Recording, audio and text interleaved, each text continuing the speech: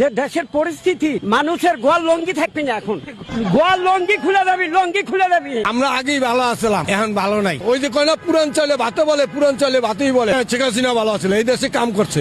খারাপ হোক মন্দ হোক, এই দেশে ভালো কাম করছে, ব্রিজ করছে, রাস্তাঘাট করছে, স্কুল কলেজ করছে, সব জায়গায় করছে। মিশা তো কবু কেন, ভালো আসলাম। আওয়ামী লীগের সময় ভালো আসলাম। জনগণে যদি তারে চায়, তারে আবার লইব, এটা জনগণের হাতে।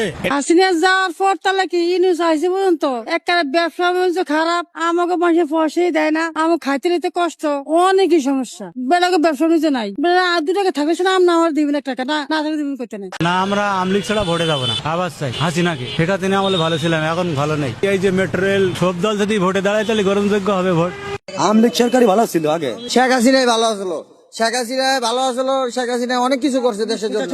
ছিল একটা আয়ত্তের মধ্যে ছিল, এখন পুলিশ প্রশাসনের কাছে কোনো দায়িত্ব নাই। কেন দায়িত্ব নাই? তারা রোডে থাকে, তাকে তো দায়িত্ব আছে, তাকে দায়িত্ব নাই কেন? শেখ হাসিনা যে কাজ করছে, এখন বর্তমান সরকারে 100 বছর ওই কাজ করতে পারবো না। কারণ হইলো এই দেশটা হইলো একদম লুটপাট হয়ে গেছে গা। একটা সামান্য হইলো 1000 কোটি টাকার মালিক হয়ে গেছে গা। কেমনে ভাই, কেমনে কেমনে মালিক হইলো? একটা শার্ট কিনতে পারে নাই, ঠিক আছে, 400 টাকা শার্ট, ঠিক আছে, এখন হলো 400 কোটি টাকা 500 কোটি টাকার মালিক হয়ে গেছে গা।